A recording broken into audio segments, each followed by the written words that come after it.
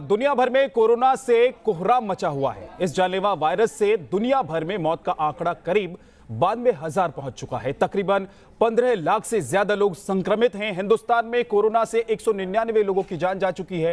Corona के आपातकाल में लोग घर में रहने को मजबूर हैं। कोरोना संकट के बीच अगर आपके मन में कोई सवाल है तो हमारे साथ मौजूद हैं देश के दो बड़े डॉक्टर के अग्रवाल। बहुत बहुत स्वागत है डॉक्टर के अग्रवाल आपका, और डॉक्टर स्वाति माहेश्वरी। बहुत बहुत स्वागत है स्वाति जी आपका भी। दोनों हमारे जो डॉक्टर्स हैं वो कोरोना से जुड़े आपके तमाम सवालों के जवाब देंगे। हमारे स्क्रीन पर लगातार आपको एक नंबर फ्लैश होता हुआ दिखाई देगा जिस पर आप फोन कर सकते हैं, और इस फोन के जरिए ही आप अपना सवाल पूछ सकते हैं, और तमाम आपके मन में जो भी शंकाएं हैं वो भी आप पूछ सकते हैं हमारे डॉक्टरों से। मगर डॉक्टर से बात करने से पहले एक रिपोर्ट आपको दिखाते हैं। देश में कोरोना के 6400 से ज्यादा मामले। भारत में मौत का आंकड़ा 195 से ज्यादा। पूरी दुनिया में 1 लाख के करीब पहुंचा मौत का आंकड़ा। देश में लॉकडाउन का 17वां दिन है और कोरोना के मामले में लगातार इजाफा हो रहा है। देश में कोरोना के मामले 6500 से ज्यादा हो चुके हैं। महाराष्ट्र में कोरोना के 1300 से ज्यादा मामले सामने आए हैं। तमिलनाडु में 830 से ज्यादा मामले सामने आ चुके हैं। दिल्ली में 700 से ज्यादा मामले आ चुके हैं। अब तक 503 पीपल हैव रिकवर्ड और उनको डिस्चार्ज कर दिया गया है। कंफर्म केसेस की संख्या देखें तो कल से आज तक में 678 नए केसेस आए हैं, जिससे कि टोटल संख्या 6412 केसेस हो चुकी है। टोटल 199 डेथ रिपोर्ट हुई हैं, जिसमें से कि 33 deaths have been reported in last single day. Bharat में कोरोना के बढ़ते संक्रमण के बीच आईसीएमआर अध्ययन में कुछ अहम आंकड़े सामने आए हैं। आईसीएमआर के मुताबिक FX severe acute respiratory infection से पीड़ित 40% कोरोना मरीजों की ना कोई ट्रैवल हिस्ट्री है और ना ही ये संक्रमित व्यक्तियों के संपर्क में आए हैं। 15 राज्यों के 36 जिलों में ऐसे मामले सामने आए हैं। इन इलाकों में अतिरिक्त सावधानी बरतने की सिफारिश की गई है। कोरोना को रोकने के लिए पूरी दुनिया में स्टडी हो रही है। वैक्सीन बनाने की दिशा में कदम बढ़ाए जा रहे हैं। पैसे के कारण किसी भी प्रकार से कोविड के खिलाफ जो हमारी जंग है उसमें कोई कमी नहीं आनी चाहिए, ऐसा हमारे प्रधानमंत्री जी की भी इच्छा भी है, उनका निर्देश भी है, और उसके अनुरूप उन्होंने हमें हेल्थ डिपार्टमेंट को सहायता भी की है। कोरोना को रोकने के लिए पूरे देश में लॉकडाउन बढ़ाने के संकेत भी दिए जा रहे हैं। पंजाब और ओडिशा लॉकडाउन को बढ़ाने का आदेश दे चुके हैं। तमिलनाडु में भी एक्सपर्ट कमेटी ने लॉकडाउन को बढ़ाने की सिफारिश की है। Team news nation. तो दो डॉक्टर हमारे साथ हैं। सबसे पहले डॉक्टर के अग्रवाल साहब के पास चलते हैं। डॉक्टर के अग्रवाल साहब, मैं आपसे सबसे पहले, क्योंकि हमारे दर्शक लगातार हमारे साथ जुड़ते रहेंगे, उनका सवाल होगा। एक सवाल मैं पूछ लेता हूं कि आजकल जब लोग अपने घर पर हैं और उनको थोड़ी बहुत कोई प्रॉब्लम होती है तो उससे बचने के लिए क्या उनको सीधे डॉक्टर के पास जाना चाहिए, या अपने घर में रहकर इन छोटी मोटी बीमारियों का वो इलाज कर सकते हैं? हल्का फीवर हो जाए, खांसी हो जाए, या इस तरह की जो घरेलू दवाइयों से ठीक होने वाली बीमारियां हैं। आई गो बैक टू 1918 में जब स्पेनिश फ्लू आया था जी, उस वक्त में कुछ गाइडलाइंस बनी थी जो हम लोग भूल गए। इस कारण से कोविड हमारे को रिमाइंड करने आ गया है। उस वक्त के भी 1918 में भी यही बात हुई थी कि अगर आपको खांसी, जुकाम या बुखार है, जिसे इन्फ्लुएंजा लाइक इलनेस बोलते हैं, उसके लिए आपने इमीडिएटली अपने आप को सेल्फ आइसोलेट कर लेना है। फ्लू के लिए 2 दिन के लिए, कोविड के लिए हम 14 दिन के लिए कर रहे हैं। कहने का मतलब है कि अगर आपको इन्फ्लुएंजा लाइक इलनेस है तो आज की डेट में आपने फोन पे या वीडियो में अपने डॉक्टर से बात करनी है। उसके पास नहीं जाना, अस्पताल में नहीं जाना। Let your doctor guide you. उसके अलावा भी अब टेलीमेडिसिन की गाइडलाइंस आ गई हैं कि आप अगर एक डॉक्टर को एक बार दिखा चुके हो, उसको आपके बारे में सब कुछ पता है, सब्सिक्वेंटली आपका एक्सरे देखना है, सीटी स्कैन देखना है, एमआरआई देखना है, तो आपको बार बार डॉक्टर के पास जाने की जरूरत नहीं है। एक तीसरी गाइडलाइन जो इंटरनेशनली आ गई है कि मान लीजिए किसी पेशेंट को मान लीजिए वो कोविड से भर्ती है, तो उसको अगर एक दवाई दिन में 1 बार दे सकते हैं और 3 बार भी दे सकते हैं तो 1 बार वाली दो। अच्छा, अगर उसको आपने कोई भी ऐसी दवाई जो दिन में 3 बार दी जाती है तो सोचो इसका ऑल्टरनेटिव क्या है कि दिन में एक बार डॉक्टर को या नर्स को उसके पास जाना पड़े। तो कहने का मतलब है जितना कम एक्सपोजर होगा, घर के अंदर में भी अगर 4 लोगों में से एक बीमार है तो उसके कमरे में सिर्फ एक ही आदमी जाए और वो भी मास्क पहन के, बाकी 3 लोग ना जाएं। तो मिनिमम और no contact policy is the answer.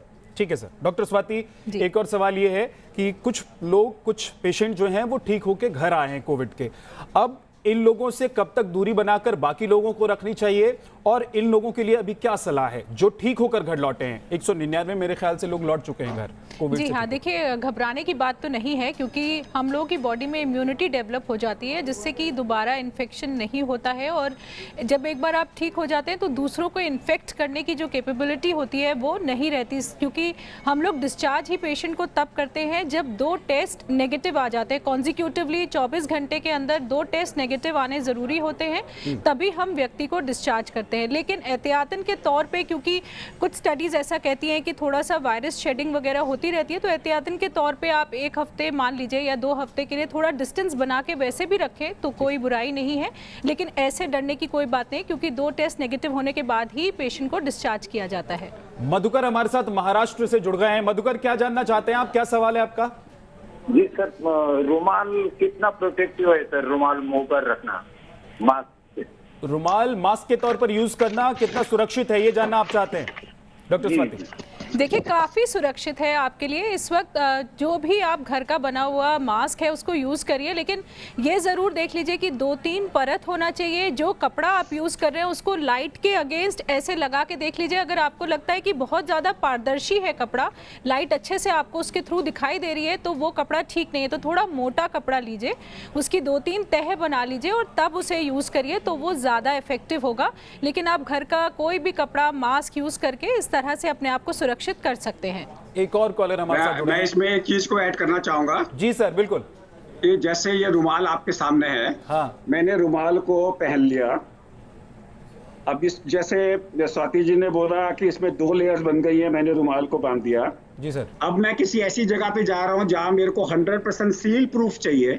इस एरिया को नीचे से सील प्रूफ नहीं है, तो मैंने 3 रबर बैंड ले लिए, आपस में जुड़े हुए हैं। बीच वाले रबर बैंड को मैंने अपनी नाक पे, अपने चेहरे पे लगा के, बाकी के 2 रबर बैंड को अगर मैं अपने कान में लगा लेता हूँ तो ये बिल्कुल सील प्रूफ हो जाएगा। ये मेरा जो कान है, ये अब मैं जितना मर्जी फूंक मारो, ये चारों तरफ से सील प्रूफ हो जाएगा।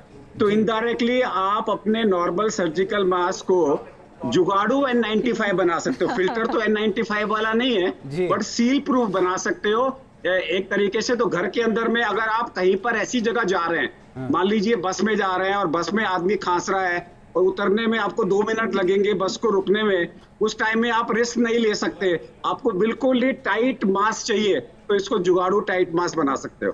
ठीक है, एक और दर्शक हमारे साथ जुड़ गए हैं, रिपू सूदन जुड़े हैं हमारे साथ। क्या सवाल है आपका रिपू?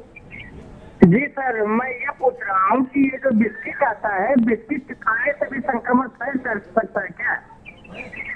डॉक्टर अग्रवाल। बिस्किट खाने से? जी देखिए, अभी एक स्टडी आई है चाइना की, जहां पे जो सॉल्ट शेकर था, उस रेस्टोरेंट में जितने लोगों ने भी नमक दानी जो होती है वो शेयर करी, उनको इन्फेक्शन हो गया। तो इसलिए कोई भी चीज बाहर से आ रही है, चाहे वो बिस्किट हो, चाहे वो कोई भी चीज हो, उसको आपने प्रिकॉशंस लेनी है, क्योंकि आप उसको पहली बार टच कर रहे हो।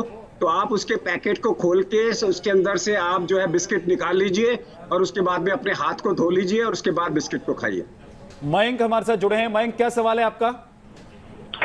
सवाल है कि आजकल सर किसानों के लिए, क्योंकि सर गेहूं की फसल तैयार खड़ी है पक्का, और सर कटाई के लिए, तो किस तरह से किसान बचाव करे अपना सर, कि कटाई भी जरूरी है वरना फसल जो खराब हो जाएगी सर खेतों में।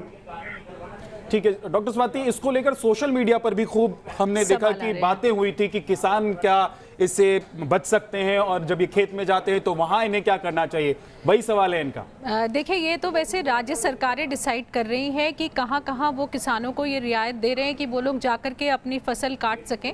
तो ये काफ़ी कुछ प्रशासन का मामला है, लेकिन अगर आपकी प्रशासन ने आपको अलाउ किया है कि आप जाकर के खेतों पे काट सकते हैं तो मास्क लगा कर जाइए। जैसे अभी डॉक्टर के अग्रवाल सर ने भी आपको सिखाया कि कैसे आप खुद घर का बना हुआ मास्क यूज़ कर सकते हैं, तो मास्क लगा करके जाइए। कहीं पर भी आप कोशिश करिए कि आप अपने हाथों को आँख, नाक और मुंह पर ना लगाएं। गंदे हाथों को बिल्कुल मत लगाइए और घर आने के बाद अच्छे से साबुन से अपने हाथ धोइए, कपड़े बदलिए, नहा लीजिए, तभी अपने घर की किसी और चीज़ को छूइए। तो इन बातों का, थोड़ी सी बातों का बस आप ध्यान रखें, लेकिन वैसे और कोई घबराने की बात नहीं है। और खेतों में भी सोशल डिस्टेंसिंग रखना बहुत ज़रूरी है। अगर आप अकेले खेत में नहीं हैं और भी आपके साथी हैं तो उन सब में भी सोशल डिस्टेंसिंग यानी कि 3 फीट का डिस्टेंस आप लोगों में होना ज़रूरी है, उसको हमेशा बरकरार रखें। प्रवीर दिल्ली से हमारे साथ जुड़े हैं। प्रवीर, क्या पूछना चाहते हैं आप, क्या है सवाल आपका?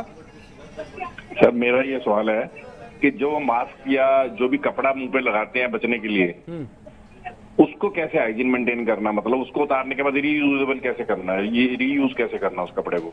ठीक है डॉक्टर। देखिए, इसका जवाब मैंने पहले भी दिया था कि इस रुमाल को जो इस्तेमाल किया है इसको धो लो, धोने के बाद प्रेस कर लो। याद रखिए, सदियों से हम लोग, जब हमारे घर में पट्टी नहीं होती थी रात को, तो हम कपड़ा फाड़ के उसको प्रेस करके हम पट्टी बांध लेते थे क्योंकि वो स्टेराइल हो जाता था। तो इसी प्रकार से अपने रुमाल को आपने यूज कर लिया। मान लीजिए आपके पास 2 रुमाल हैं, एक रुमाल आपने पहन लिया, दूसरा उतारा, उसे धो लिया, धोने के बाद में आपने उसको प्रेस कर लिया। आयरन करने से सारे बैक्टीरिया, वायरसेस मर जाते हैं। ठीक है। हमारे साथ दिल्ली से वाराणसी से जुड़ गए हैं, रितेश जुड़े हैं। क्या सवाल है रितेश आपका? हाँ सर, ये कह रहे थे कि जो है जो सैनिटाइजर है उसकी जगह हम डिटॉल वगैरह या टेफ्लॉन वगैरह से सैनिटाइज कर सकते हैं क्या? देखो डॉक्टर स्वाति, डिटॉल या फिर दूसरी कोई ऐसी चीज़ है जो इस्तेमाल कर सकते हैं सैनिटाइजर की जगह? देखिए, लिक्विड सोप आप कोई भी यूज़ कर सकते हैं, लेकिन अगर सैनिटाइज़र नहीं मिल रहा है तो सबसे आसान तरीका है साबुन को यूज़ करना। तो सैनिटाइज़र के लिए परेशान मत होइए क्योंकि साबुन उतना ही और ज़्यादा ही कारगर होता है। तो साबुन को यूज़ करिए, जितना ज़्यादा आप यूज़ कर सकते हैं मेरे ख्याल से उसका प्रयोग करें तो दिक्कत की बात नहीं होगी, क्योंकि डिटॉल और सेवलॉन ये सब भी उतनी मात्रा में अब अवेलेबल नहीं है और लोगों को नहीं मिल पा रहे हैं।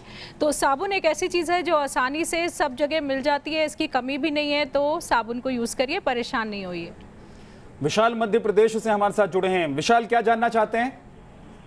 सर, मैं जानना चाह रहा था कि मेरी जो दुकान है सार्वजनिक प्लेस पे, बस स्टैंड पे, तो जैसे लॉकडाउन जैसे खत्म होता है, अपन क्या क्या सावधान रखें जो अपना घर के लिए भी ज्यादा अच्छी रहेगी?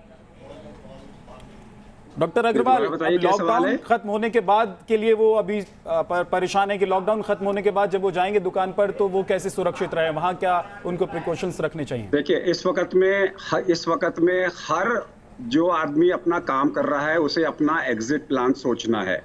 जैसे डॉक्टर सोचेगा कि मैं क्लिनिक को कैसे रीस्टार्ट करूं, राशन वाला सोचेगा मैं अपनी दुकान को कैसे रीस्टार्ट करूं। एक तो क्योंकि दुकान बंद है, आपकी जाने के बाद में आप उसको डिकंटामिनेट करिए पूरी दुकान को, और डिकंटामिनेट करने के बाद में आप जो भी आपके पास आ रहा है वो 3 फुट दूर रहे आपसे। आप हमेशा वो पहने, आप मास्क पहन के काम करें, और जो आदमी आपके पास में आ रहा है वो भी मास्क पहन के काम करे। अगर आप उससे करेंसी ले रहे हैं आप और आपके एरिया के आसपास 2 किलोमीटर में कोरोना के मरीज हैं, तो उस करेंसी को आप प्लास्टिक के कवर में डाल दें और 5 दिन के बाद में उसका इस्तेमाल करें। ये हमारे को एग्जिट प्लान, हर प्रकार के वर्ग के लोगों को अपना एग्जिट प्लान बनाना होगा कि हम जब लॉकडाउन से बाहर निकलेंगे तो हम अपने आप को कैसे बचाएंगे। याद रखिए, अतिथि देवो भवा। हमारे घर में, हमारी दुकान में जो भी आदमी आ रहा है वो अतिथि है। वो हाथ धोएगा, अपने हाथ धोने के बाद में हम उसको प्रणाम करेंगे, हाथ नहीं मिलाएंगे और उसको 3 फुट दूर रहेंगे। अतिथियों को हम लोग आसन पे बिठाते हैं, अपने बगल में नहीं बिठाते, तो उसको 3 फुट दूर रखिए। 3 फुट की दूरी से ही अपने मेहमानों का स्वागत करें। जय कुमार हैदराबाद से हमारे साथ जुड़ रहे हैं। जय कुमार, क्या जानना चाहते हैं, क्या सवाल है आपका? सर, हम लोग बाहर से सब्जी लाने से उसको कैसे, कुकिंग से पहले क्या करना चाहिए अभी के हाल में? सब्जियों के लिए पूछ रहे हैं? सब्जियों के लिए पूछ रहे हैं ना आप? सब्जी जो लेकर आते हैं? हाँ, सब्जी कुकिंग करने के लिए सब्जी जो ला रहे हैं, ठीक, उसको कैसे डिसइंफेक्ट करेंगे? देखिए जय कुमार जी, सबसे पहले तो जिस बैग में आप सब्जियां लाते हैं तो पहले उस बैग को घर के बाहर ही रख लीजिए या किसी कोने में रख लीजिए और अपने सामान को किसी और बैग में ट्रांसफ़र कर लीजिए। जो आप बाज़ार से सामान ला रहे हैं, अगर आप उसे 1 दिन के लिए छोड़ सकते हैं बिना यूज़ करे तो 1 दिन के लिए छोड़ दीजिए, उसके बाद अगले दिन से उसे यूज़ करिए। और उसके बाद सब्जियों और फलों वगैरह को अगर जब आप बहते हुए पानी में अच्छे से से रगड़ रगड़ करके धो लें। अगर आपके पास बहते हुए पानी की सुविधा नहीं है तो किसी बर्तन में पानी रख लीजिए और उसमें सोक कर दीजिए सब्जियों को, फ्रूट्स को, और थोड़ी देर बाद उनको रगड़ करके धो लीजिए। अपने हाथ भी साबुन और पानी से धो लीजिए और साफ हाथों से ही इनको काटिए, पकाइए। बस इतनी सी बात का आपको ध्यान रखना है। मनोज झारखंड से हमारे साथ जुड़ गए हैं। मनोज जी, क्या सवाल है? जी सर, सुबह में फील्ड जाना चाहते हैं मॉर्निंग वॉक करने के लिए, 4 बजे पूरा एरिया फांका रहेगा तो हम जा सकते हैं? अभी तो लॉकडाउन है, कैसे जाएंगे मनोज जी? अभी तो लॉकडाउन है, कहीं जगह पे सीलिंग है, तो अपने छत पे जाइए, छत पे जाके विटामिन डी लीजिए। मैं वही कह रहा हूँ, अभी अपने छत पे जाइए, अपने आंगन में जाइए, अपने छत पे जाइए, अपने छज्जे में जाइए। बाहर जाना तो आज की डेट में लॉकडाउन है और कई जगह में तो सीलिंग हो रही है। तो अगर आप बाहर सब्जी लेने मान लीजिए जा रहे हैं, दूध लेने जा रहे हैं, तो 3 फीट का डिस्टेंस मेंटेन करें और मास्क पहन के जाएं।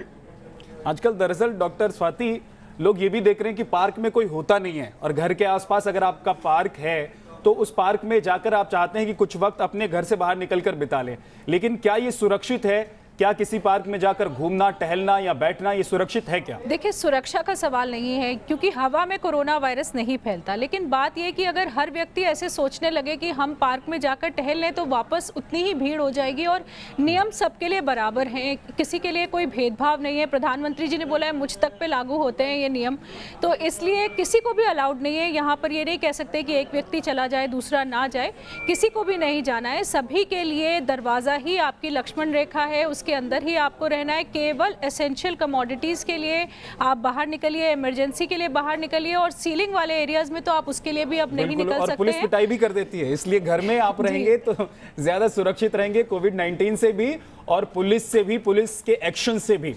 हमारे साथ इफ्तिखार जुड़ गए हैं। इफ्तिखार, क्या सवाल है आपका? Yes sir, good evening sir. Good evening ji, सवाल पूछिए। क्या सर, ये मेरा ये सवाल है, जो पैसे का ट्रांजैक्शन है वो सर बंद नहीं हो रहा है, मैन टू मैन टच हो रहा है सर वो पैसा। हाँ, वो तो हो रहा है, लेकिन उसका जवाब अभी डॉक्टर अग्रवाल ने दिया। डॉक्टर अग्रवाल, एक बार फिर से आप कुछ सलाह देना चाहेंगे? देखिए, जो मेटल वाला पैसा है या कागज वाला पैसा है, कागज 2 प्रकार के होते हैं, पोरस एंड नॉन पोरस।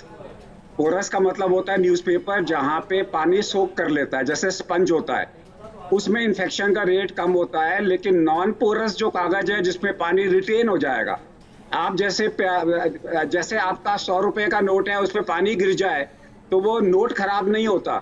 इसके अंदर में वायरस के रहने के चांसेस ज्यादा होते हैं। इसलिए आप क्या करें, अगर आपने किसी से नोट लिया है, या तो नोट को आप प्लास्टिक में डाल के रखें, उससे ट्रांसफर करें, फिर प्लास्टिक में बदल लें।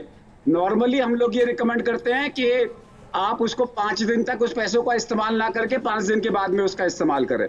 बट आज की तरफ से रिजर्व बैंक की तरफ से अभी तक कोई ये प्रिकॉशंस नहीं आई है। ये जो प्रिकॉशन आई थी वो चाइना के बैंकों से आई थी कि क्या प्रिकॉशंस ले, बट भारत के रिजर्व बैंक से अभी तक ऐसी कोई रिकमेंडेशन नहीं आई है। पूरी दुनिया में क्या अभी तक कोई ऐसा मामला या केस सामने आया है कि पैसे की वजह से कोरोना ट्रांसफर हो गया हो? नहीं, ऐसा कोई केस नहीं है, लेकिन चाइना के बैंकों की ट्रांजैक्शंस की गाइडलाइंस आई थी। ठीक है, यहाँ पर आप ये भी लेकिन एक स्टेट के अंदर में एक फाइल 21 लोगों के से मूव करी थी, उस फाइल से इन्फेक्शन हुआ। तो इसका मतलब है कि कागजों से इन्फेक्शन होता है, अस्पताल में कागजों से इन्फेक्शन होता है। ठीक है, तो हमें मालूम है कि नॉन पोरस चीजों से इन्फेक्शन होता है। साथ में ये भी याद रखें, बहुत सारे लोगों की आदत होती है थूक लगाकर अखबार पढ़ते हैं या थूक लगा करके करेंसी को काउंट करते हैं, तो ऐसे समय जी हाँ बिल्कुल, तो इस वक्त बिल्कुल भी इस तरह से ना करें। और ये से संदीप हमारे साथ जुड़ गए हैं। संदीप जी, क्या जानना चाहते हैं, क्या पूछना चाहते हैं आप? सर, मैं ये पूछना चाहता हूँ, क्या 2-4 दिन खांसी और गले में दर्द होने से भी कोरोना हो सकता है? डॉक्टर स्वाति, देखिए, ऐसी घबराने की बात नहीं है। अगर आपको सूखी खांसी है, तेज बुखार हो रहा है, सांस लेने में भी दिक्कत हो रही है, तब हम कोरोना वायरस का अंदेशा करते हैं। अगर आपको हल्की फुल्की खांसी है, कि आपको बुखार भी है? संदीप आप हैं क्या हमारे साथ? संदीप जी, आपको बुखार भी है? लगता है फोन कट गया उनका। तो भी अगर देखिए, अपने लक्षणों का ध्यान रखिए। अगर आपको लग रहा है कि आपके लक्षण बढ़ रहे हैं, आपकी दिक्कत बढ़ रही है, तो आप तुरंत डॉक्टर से संपर्क करें। अगर आपको लगता है कि नहीं, आपके लक्षण 2-3 दिन में अपने आप सुधार आ रहा है, ठीक हो रहे हैं, तो आपको घबराने की चिंता की बात नहीं है। लेकिन अगर आप ट्रैवल करके आए हैं, उसके बाद आपको लक्षण हो रहे हैं, अभी 14 दिन में आप ट्रैवल करके आए हैं, या आप किसी ऐसे व्यक्ति के संपर्क में आए हैं जो ट्रैवल करके आया है, तो ज़रूर आप अपने डॉक्टर को बताएं अगर आपको लक्षण हो रहे हैं तो। एक डॉक्टर स्वाति, मैं जोड़ देता हूं कि अगर किसी को 20-25 दिन से सिर्फ खांसी ही खांसी है, तो क्या उसको डरने की जरूरत है? नहीं, बिल्कुल भी नहीं ऐसे डरने की, क्योंकि खांसी की कई और वजह भी हैं और अभी सीजनल फ्लू भी चल रहा है, उसकी वजह से भी है, तो इसलिए इतना परेशान होने की ज़रूरत नहीं है। लेकिन अगर आप हॉटस्पॉट वाले एरिया में हैं या आप ट्रैवल करके आए हैं, कॉन्टैक्ट हिस्ट्री है आपकी, तो ज़रूर चिंता की बात है और ऐसे में आपको डॉक्टर से तुरंत संपर्क करना चाहिए। ऐसा भी होता है कि 20 दिन तक खांसी रहे, उसके बाद फिर फीवर आए, उसके बाद बाकी सिम्टम्स दिखाई दे, जो 5-6 सिम्टम्स? देखिए, ज़्यादातर कोरोना वायरस के जो सिम्टम्स होते हैं, इसका इंक्यूबेशन पीरियड वैसे 14 दिन का है, लेकिन 5 दिन में ज़्यादातर लोगों को सिम्टम्स उभर करके सामने आ जाते हैं। फिर भी 14 दिन का समय है, इसलिए ध्यान रखना ज़रूरी है। और अगर आपके सिम्टम्स बढ़ रहे हैं, अगर आपको लग रहा है कि आपकी तबीयत और ख़राब होती जा रही है, तो आपको तुरंत डॉक्टर से संपर्क करना है। लेकिन अगर आपको लग रहा है कि मामूली सर्दी खांसी ही है, बुखार हल्का ही है, तो वो अपने आप ठीक भी हो जाएगा। परेशान, लेकिन आपको इस समय में ज़रूर मास्क लगा के रखना है। आप इस वक्त अपने घर के बाकी लोगों को प्रोटेक्ट करिए, तो मास्क लगा के रहिए और लोगों से 6 फीट की दूरी रखिए, ये बहुत ज़रूरी है। बहुत बहुत शुक्रिया डॉक्टर स्वाति, आपका भी। डॉक्टर अग्रवाल, आपका भी बहुत बहुत शुक्रिया ये तमाम जानकारी हमारे दर्शकों तक पहुंचाने के लिए।